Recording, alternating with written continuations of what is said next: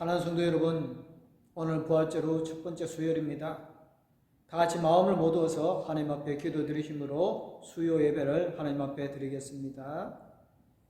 하나님의 나라는 먹는 것과 마시는 것이 아니요 오직 성령 안에 있는 의와 평강과 희락이라. 이로써 그리스도를 섬기는 자는 하나님을 기쁘시게 하며 사람에게는 칭찬을 받느니라. 아멘.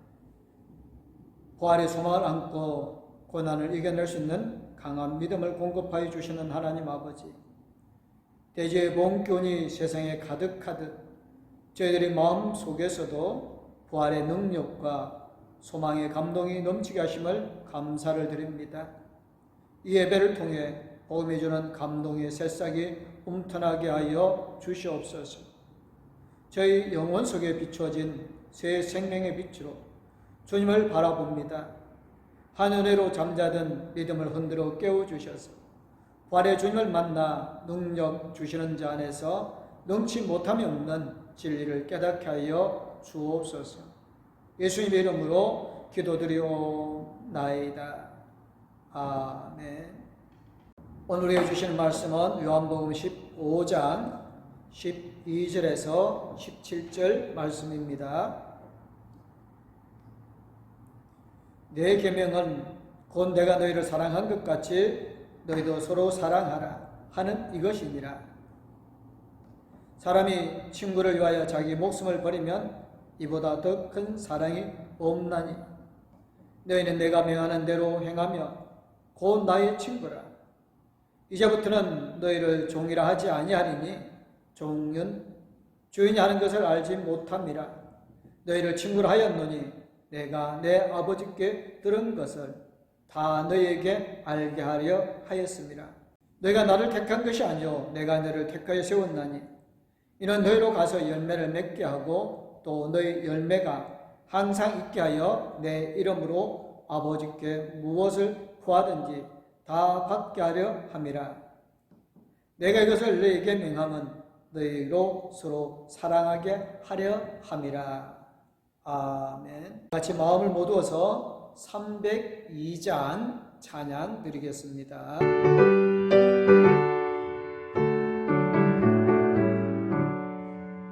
내 주 하나님 넓고 큰 은혜는 저 큰 바다보다 깊다. 너 곧 닷줄을 끌러 깊은 데로 저 한가운데 가보라. 언덕을 떠나서 창파에 배 띄워 내 주 예수 은혜의 바다로 내 맘껏 쳐가라. 왜 너 인생은 언제나 거기서 저 큰 바다 물결 보고 금인 모르는 깊은 바닷속을 한 번 헤아려 안 보나. 언덕을 떠나서 창파에 배 띄워 내 주 예수 은혜의 바다로 내 맘껏 쳐가라.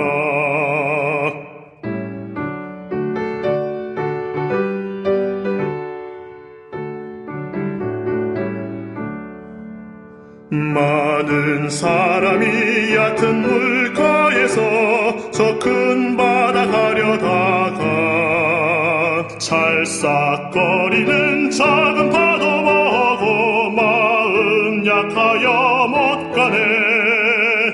언덕을 떠나서 창파에 배 띄워 내 주 예수 은혜의 바다로 내 맘껏 쳐가라. 자 곧 가거라 이제 곧 가거라 저 큰 은혜 바다 향해. 자 곧 내 눈을 저 깊은 데로 가라. 망망한 바다로 언덕을 떠나서 창파에 배 띄워 주 예수 은혜의 바다로 내 맘껏 쳐가라.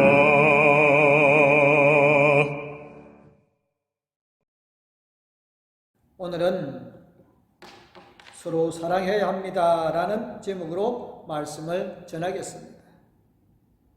십자가 죽음을 며칠 앞두고 마가의 다락방에 사신 마지막 만찬에서의 예수님의 말씀이 계속되고 있습니다.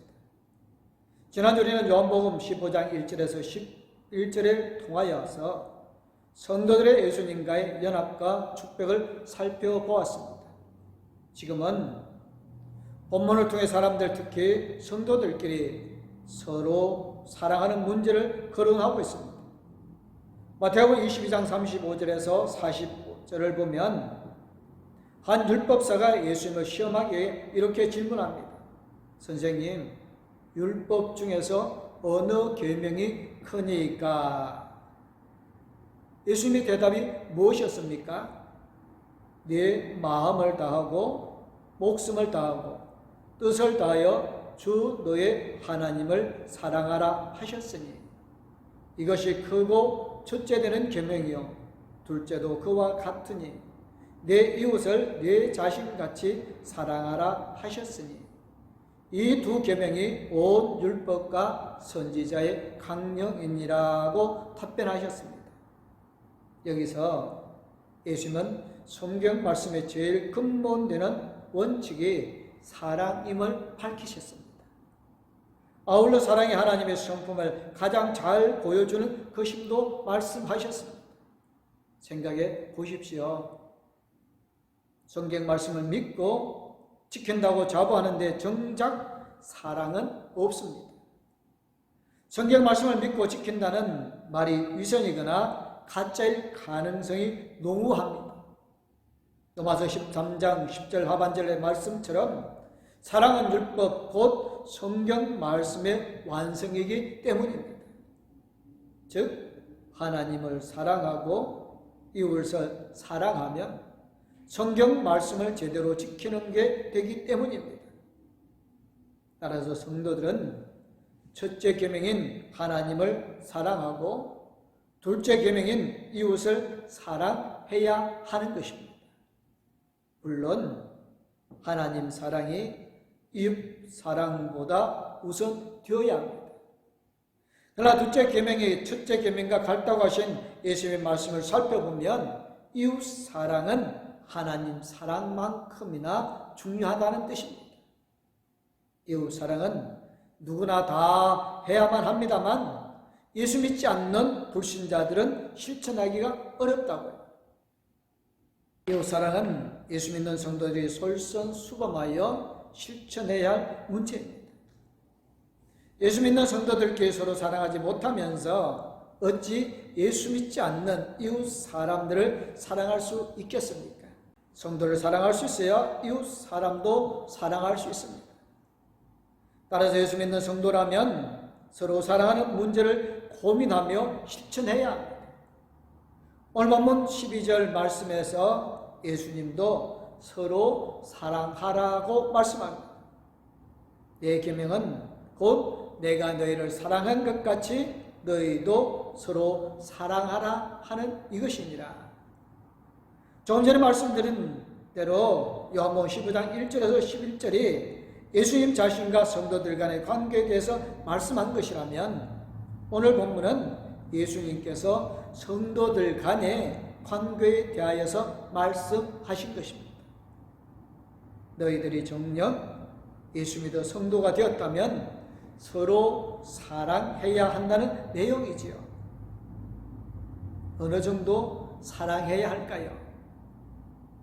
예수님께서 성도들을 사랑하여 주시고 세상 사람들을 사랑하신 것만큼 서로 사랑해야 합니다. 서로 사랑하는 것은 예수께서 주신 계명이기에 성도들은 반드시 지켜야 하는 것입니다. 우리가 진정 성도라면 서로 사랑하는 문제를 정말 고민하고 실천해야 합니다. 그렇게 하면 본문 14절에서 예수님이 하신 말씀대로 예수님의 친구로 칭함을 받게 되어집니다. 즉 예수님 자신이 주신 계명을 지키는 사람을 친구로 여기 주십니다.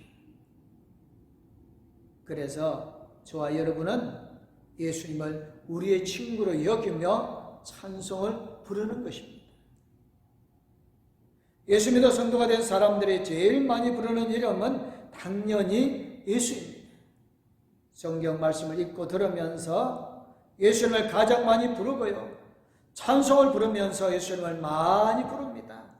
또 거리에 나가서 접촉하는 사람들에게 전도하면서 예수 이름을 많이 부르지 않습니까? 하지만 그렇다고 해서 예수님과 친구가 되는 것은 아닙니다. 예수님을 많이 부르는 것은 예수님과 친구가 되는 것과는 별개의 것입니다. 예수님의 친구로 칭함을 받으려면 예수께서 말씀하신 대로 계명을 지켜야 합니다. 많은 계명 중에 서로 사랑하라는 계명을 지키는 사람이 예수님과의 친구가 되어지는 것입니다. 사랑하는 성도 여러분, 우리 서로 사랑하십시다. 예수께서 우리를 사랑하신 것처럼 서로 사랑하십시다. 예수께서 우리를 사랑하신 그 사랑은 어떤 사랑입니까? 십자가에 달려 자신의 몸을 찢고 고귀한 피를 흘리신 희생적인 사랑이고요. 또 사람들의 죄가 많음에도 사랑하신 무조건적인 사랑입니다. 그러니까 희생적이고 무조건적인 예수님의 사랑으로 서로 사랑해야 하는 것입니다. 그래서 보면 13절을 통해 예수님의 친구를 위해 목숨을 버리는 문제를 거론하신 것입니다. 사람이 친구를 위하여 자기 목숨을 버리면 이보다 더 큰 사랑이 없다고 말씀하십니다. 저와 여러분이 성도들끼리 사랑하려면 사랑을 쏟아야 할 대상을 위해 목숨을 버릴 정도의 사랑으로 사랑해야 합니다. 과연 가능할까요? 솔직히 불가능한 일입니다. 하나님이신 예수님이 사람의 몸을 입으셨지만 아담의 손으로서가 아닌 성령으로 잉태하신 즉 원죄를 이어받지 않은 의인이시기에 가능하셨던 사랑입니다. 하물며 원죄와 혼죄 등 여러 가지 죄가 많은 우리들은 어떻겠습니까? 더 불안하고 더 두렵고 더 고통스러움을 느끼는 것입니다. 그러한 이유 때문에 우리는 자신의 죽음을 각오한 사랑으로 사랑하기가 쉽지가 않습니다. 그럼 예수님의 희생적이고 무조건적인 사랑으로 서로 사랑하는 것은 영영 하지 못하는 것입니까? 하나님은 우리가 예수님처럼 자기 희생적이고 무조건적인 사랑을 하지 못할 것이라는 사실을 잘 아시고요. 우리에게서 완벽한 것을 기대하지 않으십니다. 다만 서로 사랑하는 것이 예수님이 주신 계명임을 인지하고 그런 사랑으로 서로를 사랑하기 위해 하나님의 도우심을 구하고 실천하려고 애쓰는 모습을 요구하실 뿐입니다. 요한일서 3장 18절을 통해서도 자녀들아 우리가 말과 혀로만 사랑하지 말고 행함과 진실함으로 하자고 말씀하시지 않으십니까? 서로 사랑할 때에 그 사랑이 완벽한지 여부보다 사랑하려고 하는 행함과 정말 사랑하려고 하는 진실함을 하나님께서 더 중요하게 다루시는 것입니다.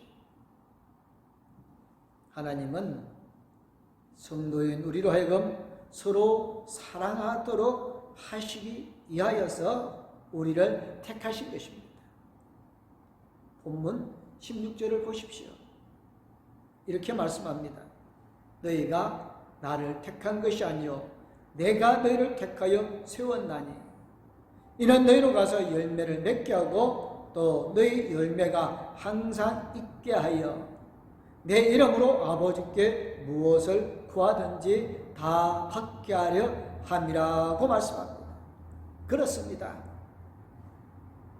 하나님께서 우리를 예수님께서 성도와 하나님의 자녀로 택하신 이유는 무엇이겠습니까? 성도인 우리를 통하여서 열매로 맺도록 하기 위함입니다. 요한복음 15장 5절에서 이미 열매를 맺을 것을 강조하신 예수님께서 또다시 본문 16절을 통해 성도들에게 열매를 요구하고 있습니다. 여기서 열매는 무엇입니까? 아직도 예수 믿지 않는 사람들에게 복음을 증거해서 그들로 예수 믿게 하는 것입니다. 그렇게 하려면 성도들끼리 서로 사랑하는 훈련이 되어야 합니다. 성도들을 자기 희생적이고 무조건적인 사랑으로 사랑하는 성도만이 이웃 사람들을 사랑하게 되어집니다. 사람을 사랑하는 것은 절대적으로 훈련이 필요합니다. 사랑은 훈련이 바탕이 되어 가능한 것이기 때문에 그렇습니다. 즉 성도들끼리 서로 자기 희생적이고 무조건적인 사랑으로 사랑하는 사람이 이웃 사람들을 사랑할 때도 자기 희생적이고 무조건적인 사랑으로 똑같이 사랑할 수 있습니다. 열매를 얻기 위해서 전도를 하다 보면 정말로 자기 희생적이고 무조건적인 사랑이 없이는 세상 사람들을 예수 믿도록 하는 열매를 기대하기 어렵겠구나 하고 느껴집니다. 날마다 그리고 뼈저리게 느끼고 있습니다.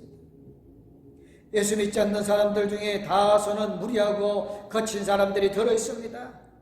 때로는 크게 당황스러워해야 할 정도로 예기치 않는 큰 일을 당하기도 합니다. 그때뿐만 아니라 그럴 상황이 계속 온다 해도 그들을 사랑해야 합니다. 마음에서부터 불편하거나 미워하거나 대응하기라도 하면 그들이 예수 믿는 일은 점점 더 멀어지게 되어지는 것입니다. 그들이 어떤 태도로 나오건 어떤 푸대접을 하건 성도는 자기 희생적이고 무조건적인 사랑으로 그들을 사랑해야 합니다. 그럴 때에 비로소 열매를 맺게 되어지고요. 본문 16절 하반절 말씀처럼 예수님 이름으로 아버지 하나님께 구할 때 구하는 것을 다 받게 되어지는 것입니다. 물론 성도가 구하는 것마다 다 받기 위한 목적으로 살아서는 안 되겠죠. 그런 목적 때문에 하나님께서 우리를 성도로 택하신 것은 아닙니다. 하나님께서 우리를 성도로 택하신 목적은 우리로 하여금 열매 맺게 하기 위함입니다. 그러므로 성도가 열매를 맺기 위해 기도하는 것은 매우 바람직합니다. 자신의 정욕을 위해 구하는 것이 아니라 열매를 맺기 위해서 하나님의 계명대로 서로 사랑하고 기도한다면 하나님께서 무엇인들 들어주지 않으시겠습니까? 더군다나 얼마 안 있으면 예수님께서 십자가에 돌아가시고 부활 승천하심으로 더 이상 제자들은 예수님과 동고동락할 수 없습니다. 이후 제자들이 예수님과 교통할 수 있는 유일한 방법이 무엇이겠습니까? 바로 하나님 앞에 드리는 기도인 것입니다.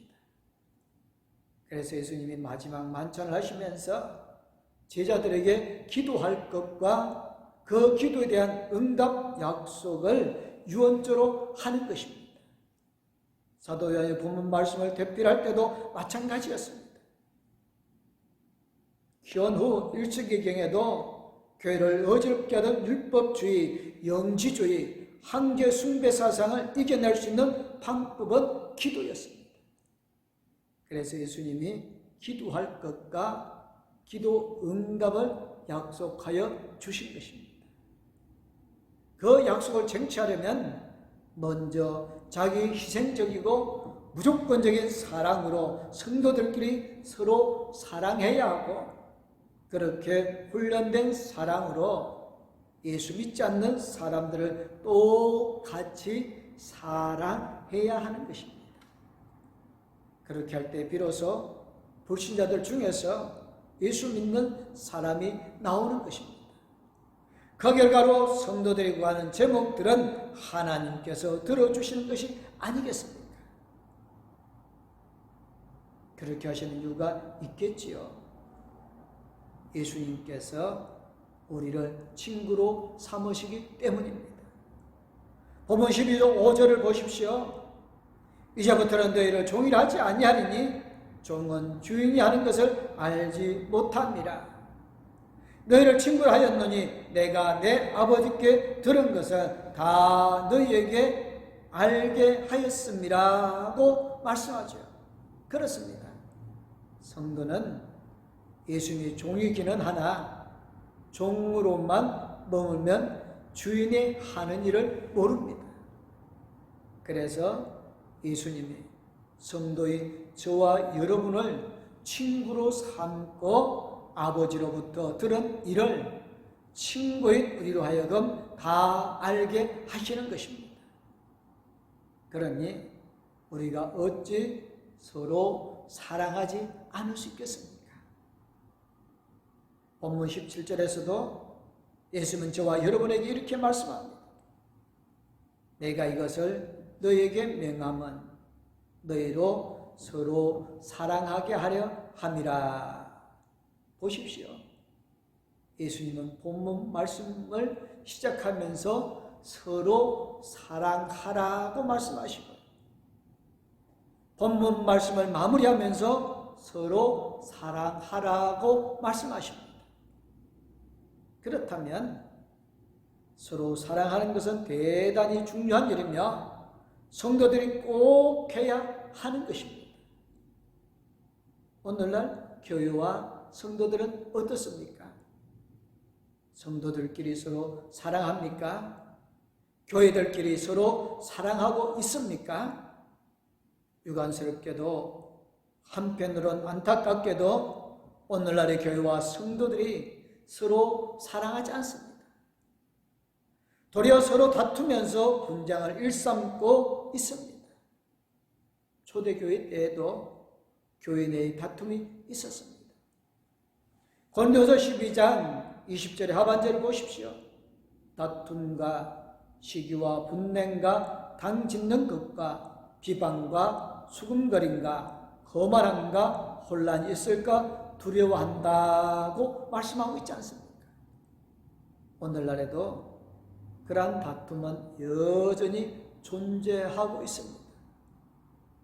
이를 빨리 회개하고 돌이키지 않으면 하나님께서 그 교회와 성도들로부터 촛대를 옮기실지도 모릅니다. 저와 여러분은 성도가 맞습니까? 그렇다면 서로 사랑해야 합니다.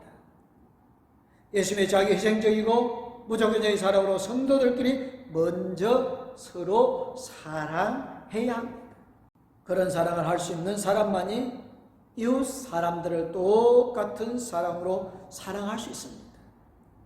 또 열매 맺을 수 있는 것으로 믿습니다. 오늘 주신 말씀을 꼭 기억해서 서로 사랑하는 성도들, 그러레 봉독교회가 되시기를 간절히 주님의 이름으로 축원합니다. 아멘. 사랑의 주님, 감사합니다.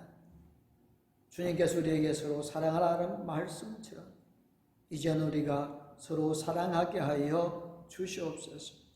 우리 속에 있는 미움, 다툼, 시기, 질투, 분쟁, 분남, 이러한 모든 것이 사라지게 하여 주시고 오직 성령 하나님께서 사랑으로 가득히 채워지게 하여 주시옵소서.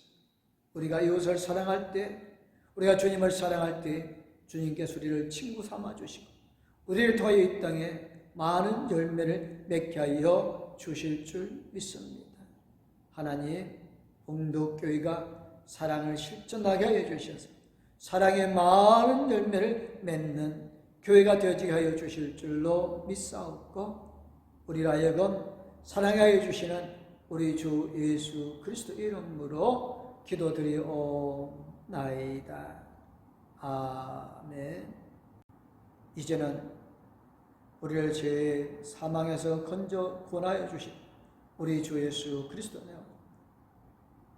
우리 심령을 주관하여 주셔서 하나님께서 우리를 사랑하여 주시고 예수님이 우리를 사랑하여 주신 것 같이 이웃 사람들을 사랑하도록 하여 주시는 하나님의 그 큰 사랑, 우리 나아갈 길을 영원토록 인도하여 주시고 동행하여 주시고 성령님의 감화 감동 위로교통 충만하시니 하나님의 말씀에 순종하여 이웃을 사랑하기를 원하는 봉독교회 모든 성도님들과 가족들 위해 이제부터 영원토록 함께하옵기를 간절히 축원하옵나이다. 아멘.